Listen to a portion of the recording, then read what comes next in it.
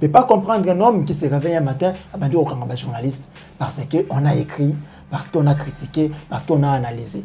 A ordonné la famille politique n'a pas retiré la plainte parce que ça ne vaut pas la peine. Parce que les gens autour de 2, 3, 4 mois en prison, ils vont sortir. Et après, qu'est-ce que toi, Didier Boudimbo, tu vas gagner? Si vous allez la contrôler, alors, Bima n'a même pas limboka. Yo ce moment qui de retourne fortune, il y a tchatchomba les a combien? Pour la ligne, non, c'est parce qu'il ne gère pas l'argent de la République. Quand quelqu'un commence à gérer Biloko Yamboka, il n'appartient plus à un pays, à une famille, il appartient à la République. Pour ceux qui on allait intervenir, comme Congolais, on allait dire des mots, respecter la République. Vous savez combien de familles vivent dans l'état moko, il y a une humiliation terrible. Papa moni, moi na ya moi c'est akobima. Mobile ko zela ina ko papa moni pe moi na mobile yango ye wana. Mais il est incapable d'interpeller sa fille parce qu'on peut se combattre. Et que ba yo kana information, bato ba kolobake, bakangi mototel pour na détournement ya mbongo ya mboka. Quel scandale na fandi bonheur que moto moko azoki mbongo ya l'état 240 millions de dollars américains. Non, c'est un scandale. Et vous ne voulez pas que les gens en parlent. Je ne crois pas que moi, qu'on a confirmé qu'il y a un bon solo. Personne n'a confirmé, mais ils ont analysé. Et c'est l'air, mon salaire, on a analysé. Si vous voulez vous aussi, devenez des journalistes. Louis France, Perrault, Peter, libre. Premier devoir citoyen, c'est de contrôler la politique et les politiciens. Moto Zumbongo à l'État, il faut en parler. Parce que l'État, quand on a un bon côté, Zali, Angaï, Nayoto, Koti, Yabangwana, Bagéré, Bongonabiso. Tant on a moni ba image wana na mituni loko ya liboso motuna est-ce que Félix est devenu fou? Les loko mona sous Félix, les mêmes choses qu'il a condamné hier, bandi ko sala ma fois 2. Alors à vous de juger. Ils ont montré encore que ils sont plus animal qu'à l'époque de Kabila. Na banal la mboka na biso il y a des noms qu'on doit effacer. Oyo ki si mboka soni lokola komba Tshisekedi ya pas. Bato Kabila ceux qui batumbaka ba ils ont fait la nuit. Mais vous le faites les jours et qui le fait? Mais la police, vous partez déposer une plainte pour Martin Bengaki, policier, mais ce qu'ils ont fait là, hier on a dit qu'on ne peut pas négocier avec les rebelles. Hier on a dit que Félix Kabila a sa rebelle armée pour ne pas infiltrer l'armée. Il va qu'on négocie avec les rebelles, mais aujourd'hui on fait ça. Ils ont dit que Rwandais. Vous voyez les Rwandais. Est-ce qu'on peut négocier avec eux? Le Sud-Afrique a posé problème avec Rwanda Kotate, na Sadek, tout ça déjà na Congo, Rwanda a agressé à Congo. Mais biso au Congo, tout qui kota na biso kona. Pourquoi biso toko s'approcher na bango, toko luka nini na bango, sengo na biso ko na bango sakani. Félix peut-il nous dire ça? Félix est trop exposé. Il n'a pas de genre. Si Kabila tika imboka o na libulu, Félix a baqué ses longueurs à Liboulou et puis a été dans les colos.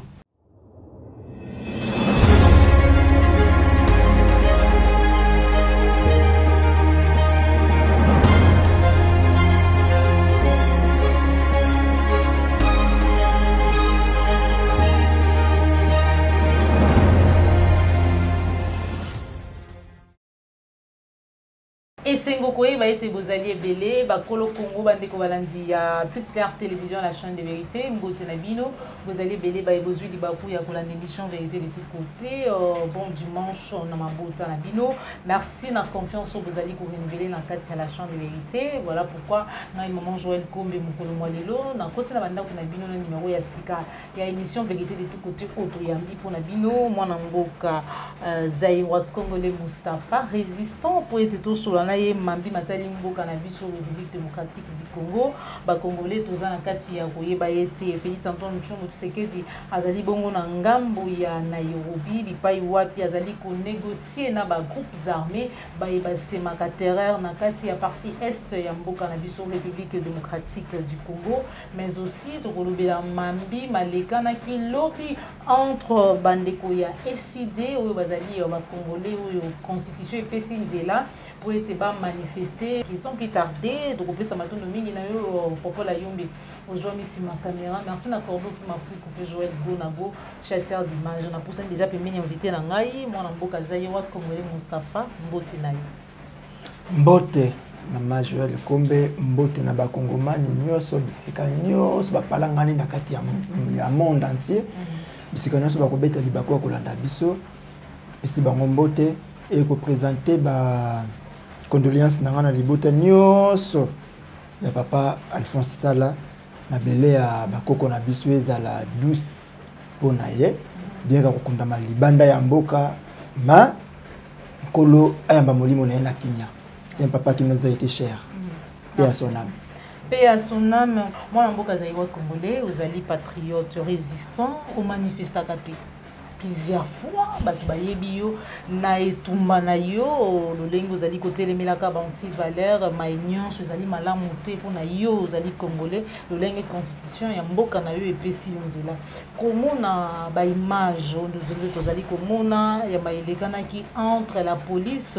Na ba militant qui a décidé aux bazali ba congolais le lingue balanda ki bango kino na siège pe maignon so tozali komona elekana ki analyse ni ozali ko sala pe réaction na bezali tant on a moni ba image wana na mitunielo kwa liboso motuna est-ce que Félix est devenu fou ou Félix n'a plus d'âme?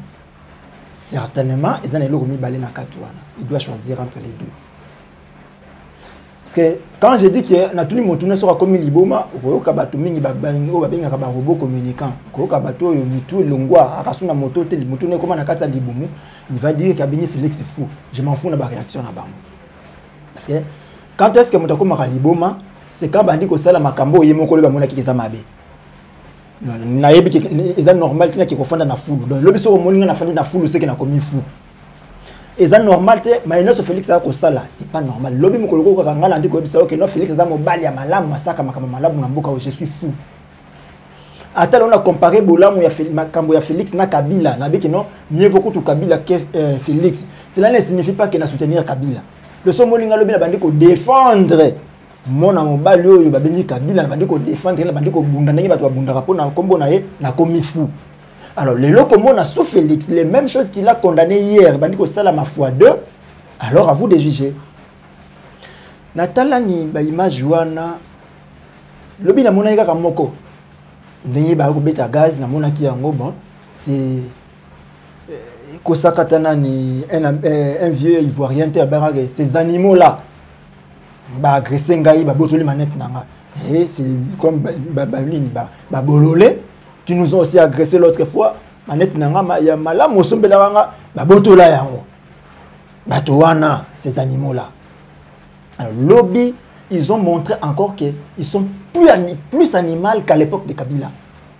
Et par là je vais dire encore on a répondre la moto autour nanga moto na ma commune à Komaki quand je dis que Félix est plus mauvais, peut-être plus sanguinaire que Kabila. Comment et pourquoi? Je vais démontrer. La police à Kabili, hein? C'est la Kabili qui fait tout ça. Ça c'est ce qui m'a dit le Kouana, c'est qu'il est plus médiocre que les mots médiocres. Je pense que qui débat Macron contre Le Pen. Quand on démontre l'échec qu'il y a Macron a kendaki ko kenna simate que ezali bablo Sarkozy atikelanga. Ezali makambo Hollande atikelanga. Ezali makambo ya nini? Non, akendaki na mamba Covid était, guerre en Ukraine était, passage ya Hollande était. Il a accepté ma benayeke na zuite na iloko tel mais Mbappé ça a chance na kosala mosusu. Vous voyez quand même moto normal liwana. Mais quand vous sentez que moto normal ngi ka se défendre na sima ba kombo bato, c'est que atikala jamais que vous allez préparer pour gérer. Et à ne pas oublier tant bakindaka koluka bokonzi pour venir accuser les autres après. Bakindaka koluka bokonzi pour corriger les erreurs ya moto wana. Le mal est profond. Quelle que soit profondeur il y a mal, on doit faire quelque chose. Mais on peut nous dire aujourd'hui qu'est-ce que Félix a fait dans le domaine noir, il y a l'État. Dans le agression à policier. Qu'est-ce que Félix a fait pour recadrer, pour arranger ça? Hier, il était dans la rue. Hier, il voyait les gens dans la rue parce que lui n'a jamais été dans la rue. Hier, il voyait les gens dans la rue. Hier, il condamnait, on a tué, on a tiré, on a tué, on a tiré. Mais qu'est-ce qu'il fait sous lui? Qu'est-ce qui s'est fait sous Félix? Depuis 2019, Félix au pouvoir, le 30 juin 2019, Ngaï Moko, j'ai été empêché na Pongabi, na région de Badinga na Matete. Mon frère Joël Itouka, si le là, pas si y a police na Kassanto Tunaï. Si le lot, nous avons du mal. Il y a remandé qu'on a bisika masengeli pour nous coller pas si nous tunaï. Si le lot notre frère a des badouler et le 19 juin 2019 sous l'ordre de Félix. À ce temps-là, à quel na Ituri, il donne l'ordre à manifestation salimate. Il vous quitte la ville et donne l'ordre après une manifestation salimate. Nous sommes en janvier 2020.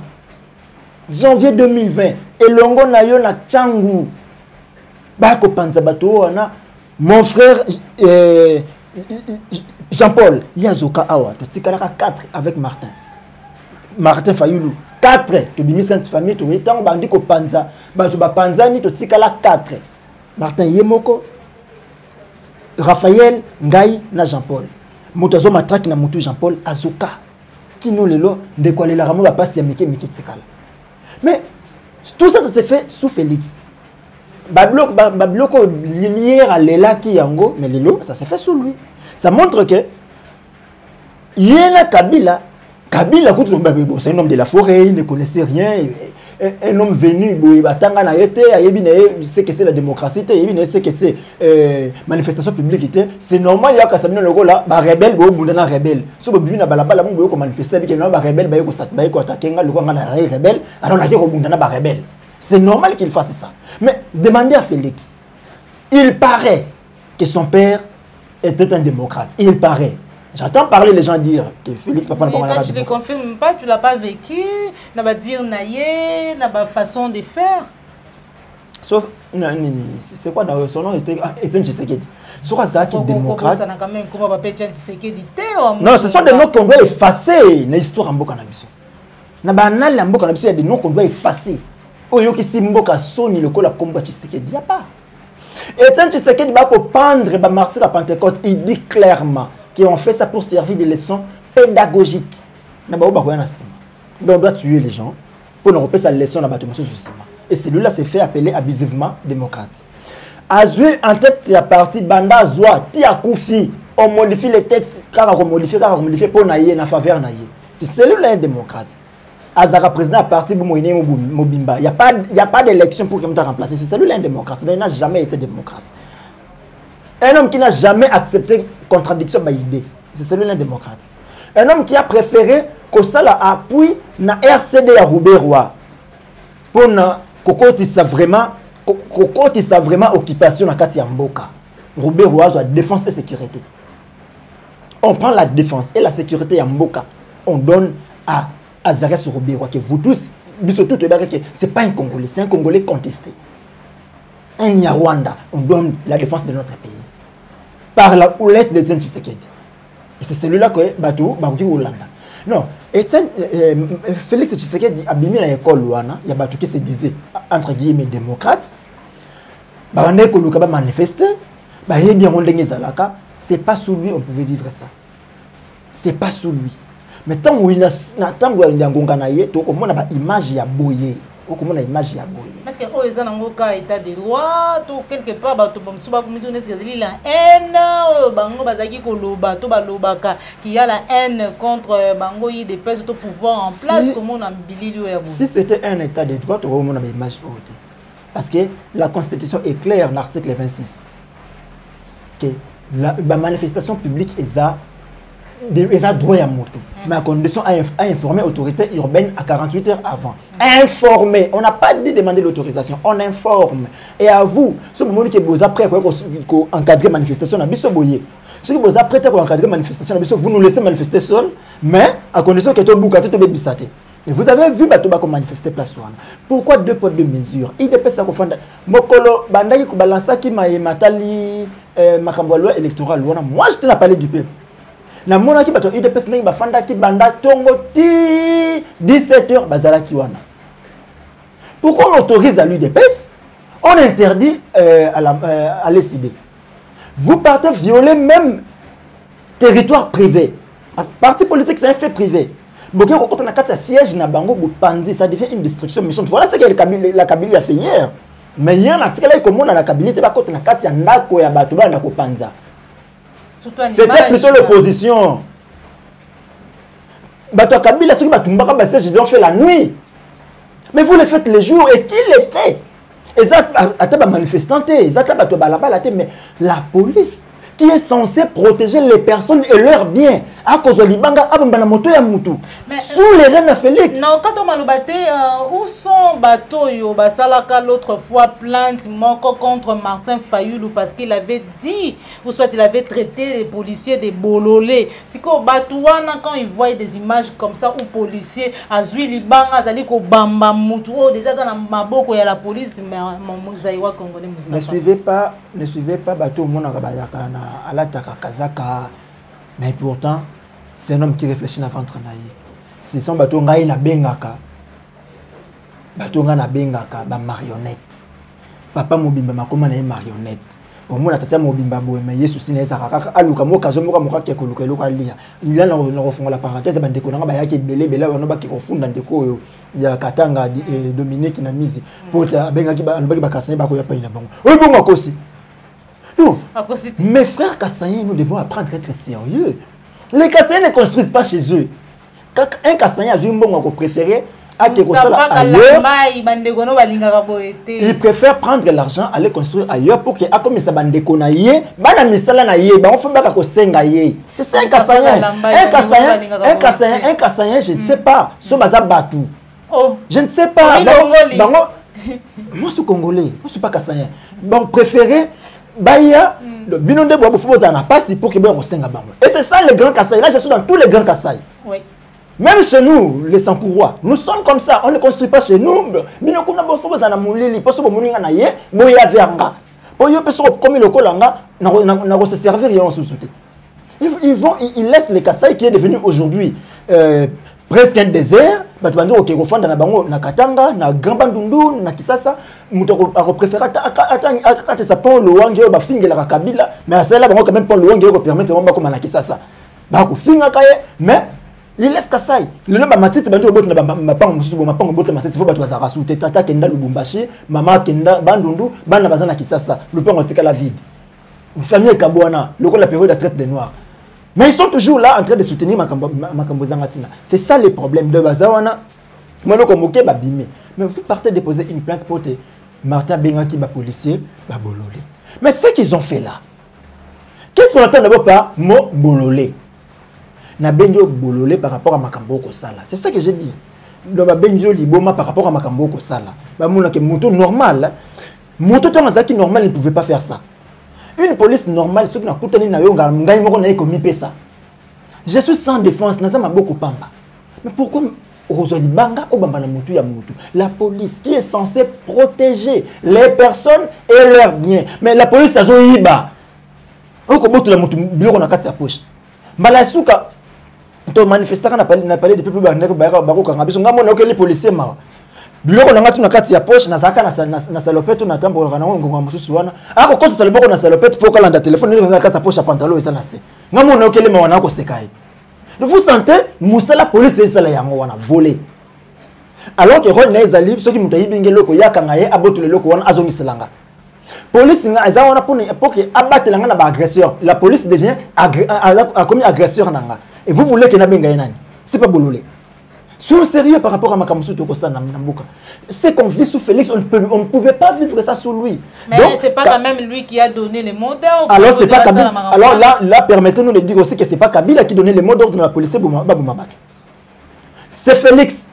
Tu nous dis que moto akufi lelo liwa wana totia na mutu ya Kabila.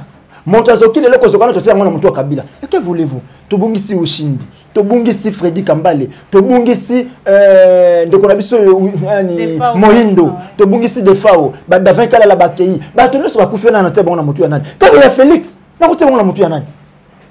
Donc, voir ça aujourd'hui, j'ai réitéré encore le comme on a le bac en octobre 2019 na micro na yo, tant on décotatia na zaka encore on a bino. Na bac le comment que mieux vaut Kabila que Félix Tshisekedi. Je l'ai dit en 2019. Ça c'était par la haine. Je l'ai dit en 2019. Au linguine de félicité, les mal étaient profonds, mais vous avez quand même temps à Salamounsala. Naroïne pourquoi? Qu'est-ce qu'il a fait? Azui-moi c'est nangaïté. Naroïne pour nanine. Abomi moneni, abomaki moto pour nabanda koinaye, mais je refuse ma akosala. Moi j'ai pas un problème contre la personne de Félix. Mais parce que j'avais non, biso to mona la musika. Nous avons... Non, il y a Aigle. J'ai regardé Félix. Nathalie Karandenga Télémi. C'est lui qui ne fera rien. Et voilà aujourd'hui. En 2019, on a dit que Félix est plus que Kabila. L'autre bandit comme il vous fait des choses au côté de Kabila, ça a quitté. Félix, Kabila, Rwandais. On a tout dit ici. Sarkozy lui demande que to Kabola, Bomengo na biso na Rwanda. Kabila refusé. Félix a sali. Félix a côté ici Uganda na kati ya COP. A PCA banda camp à la kidno na Kasindi. Ya bango. Et Mouyori Museveni il est dit comme ça, ils iront jusqu'à Bunia. Il est là, Félix Ayoki Afanda. Kabila n'a pas fait ça. Azu or on a biso pesi na Rwanda. À permettre que Rwanda kota na ipa na biso kino na retour. Kabila n'a pas fait ça. Donc vous voyez que Félix est plus mauvais dans ce qu'il a reçu là et comme plus mauvais que Kabila. Et vous voulez que je soutienne? Pendant une révélation sur Bogoboy, moi mon candidat président de la République, c'était Félix Tshisekedi. Mon candidat. Le jour. À quel moment il a arrêté d'être ton candidat? Mon collègue retirera sa signature à Genève. Parce que nous voulons les changements. On manifestait. Nous on a souffert na peau na biso on a souffert. Il y a des fois surtout maintenant obeta ba masolo muso suboye. Et moi on a robeta ya moté pour quand c'est mo oleli. On a perdu nos amis, on a perdu nos frères et aba to muso et ta kufela mo romita la kesonga na zalaka na ngane na kufa na sika na yi. On n'oublie pas des choses comme ça. Et ça passe pour nous. Et comme un kilo, na bombo ina comme un kilo mo robo tambola quand on a mutu na yo. Que les bota mutu na suke zangi loko yo romona ke ah ngai pena ke na lingande na zangi. Parce que si moi na bango soki tata na bango zaka envie, il allait faire. Mais nous on est tikala biso na mutu. Mais voir les lots bitumbo tobande ko bunda pona changement, oh to bungisi bande ko na biso musu bazoka batikala na ba défaut na bombo ina bango et aboutir, parce que là on dirait que le combat n'a pas abouti. Le combat n'a pas abouti. Tous une de Félix. Tout le but de la changement. Il y a mon con la Genève à l'hôpital, à l'hôpital, à l'hôpital, à l'hôpital, à l'hôpital, aujourd'hui le changement s'appelle Martin Fayoulou. Vous voulez que je fasse quoi? Apparemment, c'est un prophète. Bien que ma pronomie Zaka secret, moi je l'ai dit, mon candidat, il y a qui Félix, mais comment qui Martin? Parce que lui-même, mon candidat m'a demandé de voter Martin. Lui-même, mon candidat m'a demandé de voter Martin. C'est ce que j'ai fait. Qui est ton candidat, dans le tricage et Salamaki, il a été envoûté au autre. On pensait qu'il était dans le pas Martin. Moi, je ne respecte pas le moto. Je respecte ce que le lobby n'a pas eu Kambo. Atayo Kasoko Kosanga, moi je te donne la confiance. En tout cas, j'ai confiance à ma Kambo Koloba. Atayo Kasoko Kosanga, mais n'oublie pas que je ne suis pas bête. Il faut comprendre que et aujourd'hui, voilà, j'avais raison. Il y a que l'ongo la confiance n'a pas inaye. Parce que si je l'avais encore donné confiance, dès le lot na sukiwapi. Dès le lot na sukiwapi. Tu continues encore tango ma ponomi maleki, batu babimisi. Je m'étais quand même dit bon, c'est la victoire du peuple congolais, ce sont les Congolais qui ont gagné. On ne voulait plus voir Kabila, on ne voulait plus. J'ai dit tant va proclamer na Boutouana. Avec les gens on a dit ça na télémina kekola la mais tant on a landika kama loba na discours na ya liboso kaka na butu wana na que c'est fini ba beti biso Géasima on n'aura rien avec Félix et voilà aujourd'hui. Quand il a appelé seulement Kabila partenaire, il y a alternance. J'ai dit c'est fini. Cette alternance acquise par le sang. Vous avez vu le sang des Congolais couler. Nani a bossani ba marche ya dimanche ya CLC. Qui a oublié que Kabila Boyaki Kokende, il fallait une forte pression pour que Kabila Ndima Kokende. Qui a oublié il y a janvier 2015. Qui a oublié? Et vous allez dire que qui a oublié tout ça? Et vous allez dire que non, à un partenaire il y a alternance. Ah bon? Donc nos efforts n'ont rien fourni. Donc Félix se sent maintenant plus redevable à Kabila qu'au Congolais. Qu'est-ce qui fait que les lots, malgré sit-in, marche, bino awana qui ça vous allez qu'au sala, au diaspora, n'angamba résistance, vous allez qu'au sala, Félix Antoine Tshilombo Tshisekedi azali ko banga bino te donc vous allez qu'au lobelaye, loko tendenge to baka ni chaud ni froid. C'est pas kazo banga te, c'est parce que ayebe sera okende soubi awesimbite. Mais il va aller en Europe. Ce qui fait maintenant problème tout ça on a katamboka na biso nous Congolais na loba et lokoyo kaka na ba micro na bino awa Félix risque d'être c'était d'ailleurs Ipanya Yomoko Félix risque d'être le dernier président Mboka avec la superficie, il y a 2 345 410 km². Félix Tshisekedi Azala, dernier président. C'est-à-dire que dans l'étape, l'occupation n'en parlons plus, vous êtes déjà, mais Tikali Sukobakata. Ah, tu combien Ngongamoko, tributaire, non, Rwanda pas le baki kangana koya. Armée Ouganda, tout ça, c'est force, tout sangana. Tout Bunda, tout ça. Félix a accéléré accord à l'Émirat. C'est sous lui qui accord à l'Émirat et Kopoussana. Accord à l'Émirat ne veut simplement dire que Kokata Maya Congo. Voilà. Je me souviens encore d'un évêque Ituri qui a dit à mon carte, nouvelle carte Yamboka Nabiso coupée en 4 parties. C'est l'évêque. Et au péril de sa vie, il a dit, nous Congolais, nous ne sommes pas malobana. Voilà. Merci beaucoup Zaïwa Congolais, biso ba Congolais ni to sala ki na maluba wana, mais biso ba Congolais to ko sala nini na ngonga oyo Félix Antoine Tshombo Tshisekedi ezali na Nairobi ako signer ba accord ako négocier na ba groupe rebelle. Ba groupe rebelle o bazali ko semer terreur o ba bomi ba papa ba maman ba leki o ya biso ba groupe rebelle o ya mona ki ete sengela ki état de siège ezala wana pour le te kimia ekota. Lelo tozali na 22e prorogation état de siège kimia ezali kakate mais a trouvé qu'il est important pour négocier avec les groupes armés. Et là, on y est poussé à quelle négociation? Na rosenga na bato nyonso bazongi c'est la biso Félix na biso. O wana na komona ezayete. Bazongi c'est la biso Félix na biso. Envoûtement était bon. En tout cas bazongi c'est la biso Félix na biso. O wana ezayete. Parce que hier on a dit qu'on ne peut pas négocier avec les rebelles. Hier on a dit que Félix a kokoti Kabila kokoti sa rebelle na armée pour ne pas infiltrer armée na biso. Il va qu'on négocie avec les rebelles, mais aujourd'hui on fait ça. Et au nom de la paix, Félix a dit qu'il arrête un peu de tout essayer. État de siège, mutualisation des forces, les lots négociations avec les rebelles. C'est pas ça. Alors, il y a des chances, il y a Souka, il y a déposer Minduki pour après Awa et à la frappe. Kabila a fait ça. Kabila a fait ça. On va négocier avec les M23. C'est les Rwandais qui nous agressent à travers les M23. Dialogue politique. Raymond Tshibanda a fait ça. En face à Raymond Tshibanda, il y avait le vieux Roger Lumbala. M23. Roger Lumbala qui, à un certain moment, avait soutenu Félix Anamboka avant qu'il y ait le Sekakenda. Les M23 ne sont pas des Congolais. Ils ont dit que Bazaba Rwandais. Vous voyez les Bazaba Rwandais. Est-ce qu'on peut négocier avec eux? Les FDLR, Bazaba Rwandais. Les ADF, ce sont des Ougandais. Pourquoi négocier avec eux? Pourquoi négocier avec eux? Parce que lorsqu'il y a un général, il y a une rébellion, il y a un général. Il y a un titre colonel, il y a un colonel. Et qu'est-ce qu'on veut? Félix et Laura Salawana, je me demande, c'est toujours accélération à carte ou quoi? Parce que les les vendeurs de sucre, la population. Ouganda Rwanda ça surtout accueilli ko sangana suna bango na iloko na bango oti ko signer awa bakoti communauté des États de l'Afrique de l'Est. Mais je me demande Félix, qu'est-ce qu'il fait? Qu'est-ce qu'il fait? Sadek et boy ko yamba Rwanda na kati ya Sadek parce que le Rwanda agresse le Congo.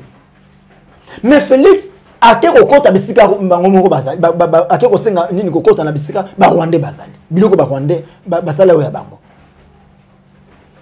Mais quel paradoxe! Quand le Sud-Afrique a posé problème, Rwanda kotate na Sadek, tout ça déjà na Congo, Rwanda a agressé à Congo. Mais biso au Congo, tout qui kota na biso kuna.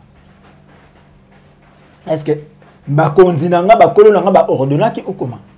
Parce que tous nos problèmes viennent na ngambu wana ya Rwanda. Mais pourquoi biso to ko s'approcher na bango, to ko luka nini na bango, sengo na biso ko zana bango zakani? Félix peut-il nous dire ça? Olongo na nini lelo babero to ko betelango lisolo mingete et Royaume-Uni a kolongo la ba tono so bazana situation irrégularité kuna situation irrégulière kuna atinda bango wapi na Rwanda. Alors que le Rwanda n'a construit aucune nouvelle cité. Pona koyamba batu ya sika. Le Rwanda n'a pas créé de nouveaux emplois. Pour nous, il y a 30 000 personnes. 30 000 personnes, on appelle par précision. Et ça, il y a des pamba. Moi, si je suis batikali, alors que Kabila a dit, dans la période de Moko, que le problème de ce sont les islamistes Shebab. Les islamistes Shebab, Rwanda. Ce sont les Érythréens, les Soudanais, les Éthiopiens, les Djiboutiens. Karabato Ngambouana, Oyo Karabilongi, la Bangola Sokokana, le Kola Batutsi. Ndi bango bazo ofana na ngambo wana bana mibali est-ce que be eni bakoya nango yake natiki mwasi na bana nanga kuna ngana kende ko luka pe babenga ninga pourquoi pas bazonga na bamboka na bango les gens vont dire plutôt que makambo est concerné mais soutenir ça nous concerne parce que oya ko fanda na bango place wana et recréer problème pas na biso parce que ba ozana bisika ya ko kolona bilanga te ba ko luka balona na nanga na partie est Congo ba ko katsa na mboka na biso ba kolona mais tant ba ko kolona wana objectif est aux années. Batika la sol. Babenga na peuple congolais. Ba ko terminer les Congolais et tout ça sous l'œil impuissant du gouvernement congolais. Vous avez vu ce qui s'est passé les Kanakats entre Ukraine et Russie. Russie ça la wana batu ba ko lo bebele mais ce que la Russie fait est normal pour la moto ça pour se combattre la mabele na que batu wana binemi na ngaso ba poussa ni pene na nganga dans une insécurité. Alors je ne peux pas tolérer à ko fanda pas voisin. Alors le la voisin dit ko yambaye ngai na bundisi voisin. Mais pourquoi pas Bisso peut ça les rencontrer Rwanda? Alors que Bitumba la partie est du Congo, on l'a dit, en 2014, Ngai na bimisa le baro que Bitumba na biso utaka katia cour royale ya Angleterre. Et qui va envoyer batu na partie est wana Angleterre? Aux personnes normales va comprendre. Bato ka bazan normal de ba comprendre. Bato mitu ça quand ba comprendre. Mitu ça quand ba comprendre le communauté. Alors Félix Ake koko tablo ka koti wana loko négocier na ba rebelle mais avant de négocier na kati ya sommet wana mes frères de l'UDPS les robots communicants les marionnettes ba wana bon la télévision oh non diplomatie agissante Félix Asimbi le boko Kagame. On a tout Félix appelle Kagame mbote était voilà le président n'a pas salué Kagame ennemi na biso. Ah donc il y a plus la diplomatie agissante hein. Diplomatie agissante est Koufi parce qu'après c'est le beau côté. C'est pourquoi il était Atindi ministre affaires étrangères naï. Kagame est leur père. Le papa n'a pas le temps d'aller négocier avec les enfants, alors il envoie un cousin, un grand cousin, négocier avec les enfants pour lui faire rapport. Il connaît comment ils sont devenus.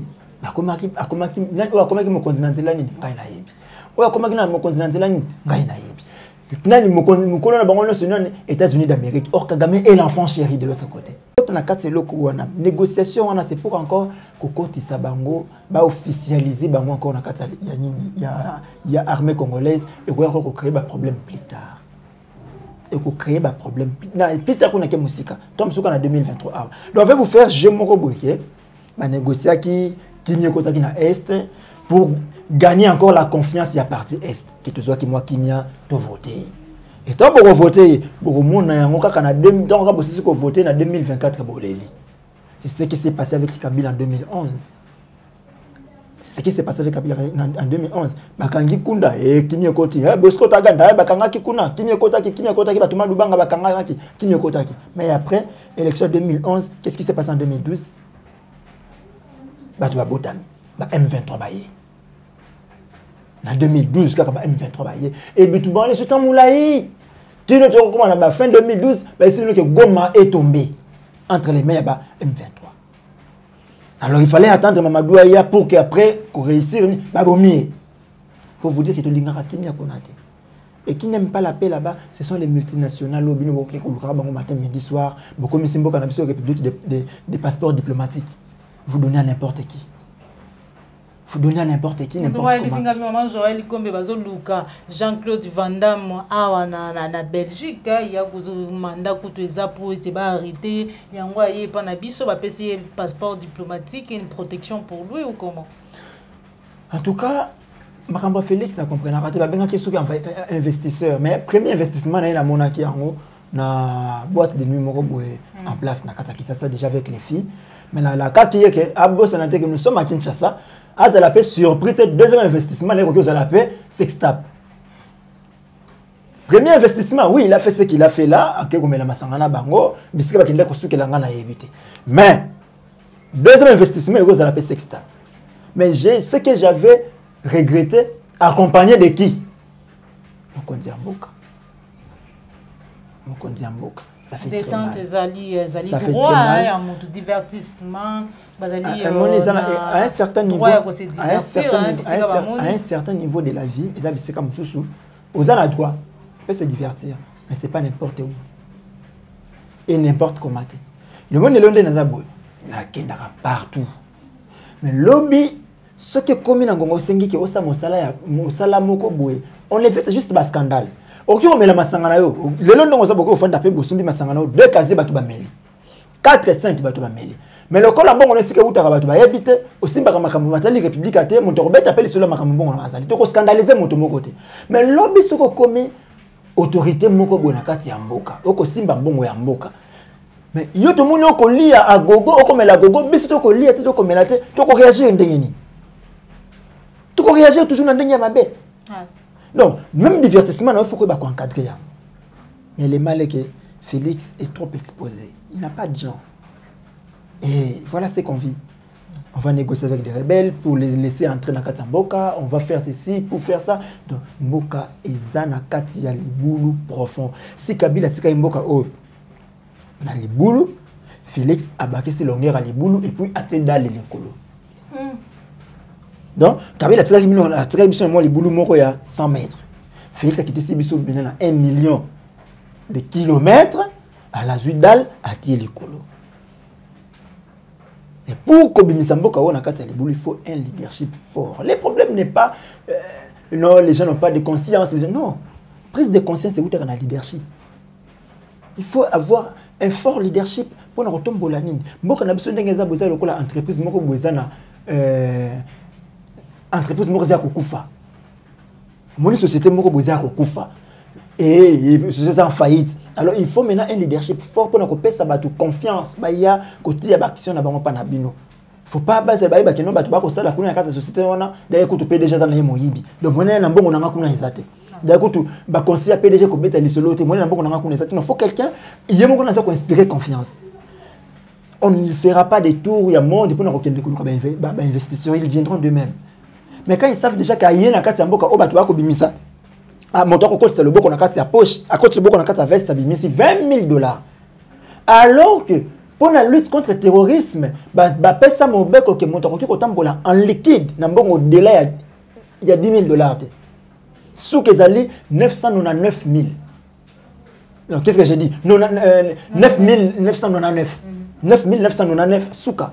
Comme on a 10 000 t. Dans l'attaque, on a 1 million à la banque, on a retiré un gros au-delà de 10 000 t. Donc, comme on doit faire tour, le lobby kuna pour qu'on gagne. On ne doit jamais 10 000 du coup. Pour que tu vas un bon belé pour financer le terrorisme. Mais un diplomate de Konyakero, un diplomate a ça 20 000 la poche. Et les gens vont filmer, c'est normal. $20,000. Dans un pays, non, vous avez des problèmes, vous n'avez pas d'argent, vous avez un investisseur. Quel est cet investisseur sérieux à Kosovo, à Djibouti, qu'on dit qu'on investir dans Mboka Yaboui? À quoi y a-t-il? Akoyate to komina suka émission na biso bande ko balandi ya Plus Clair télévision mwana mboka Zaiwa Congolais Mustapha merci pour nous répondre à l'invitation na biso message na yo na ba nyonso bazwa kili baku ya kolanda yo pe numéro ya téléphone pour na ba ko sepela ko développer makanisi ma matali mboka na plus 243 89 92 31 570 lilobe koza que le Congo est au téléma mais pour que Congo téléma on doit quitter les sentiments pour les rationnels. Le photo c'est la rationnelle, tout ce qui est tout le monde a sentiment que ngana lingaka mutu tel na lingaka mutu tel. Moi je donne mais la critique à mutu tout. La critique à action mutu tout. So na moni yango boy, ngoma mso yo to ba ka position na te, yo ko ba position na ngaite parce que ngana marionnette te. Na réfléchir ça selon makanisi na ko mona ki ana ko tia makanisi boy, ana ko tia makanisi boy. Et on y va. Le temps to koloba. Mabe eza mabe ata mama nanga mutasali yango eza mabe. Bolamu eza bolamu ata pur ennemi nanga sali yango etikali bolamu. Alors, tout quitter le monde des sentiments. Le Congo, ce que Koufilelo, c'est parce que les gens ont beaucoup plus misé dans les sentiments que dans les tel. Alors, le Congo est Koufa. Au-delà des sentiments, l'objet est comme un apatride. Comme un apatride, il faut un sentiment. Premier devoir citoyen, c'est de contrôler la politique et les politiciens. Moto Zumbongo à l'État, il faut en parler. Parce que l'État, quand on a un bon hôtel, l'État est allé en Gaï, on ne peut pas comprendre un homme qui se réveille un matin, un journaliste, parce qu'on a écrit, parce qu'on a critiqué, parce qu'on a analysé. On se réveille un matin, il y a un monsieur qui s'est fait le plus fort. De l'autre, on dit la comparaison, Félix na Kabila, Kabila Tikaki, Félix Salaki. Mais qu'est-ce que vous attendez par la continuité de l'État?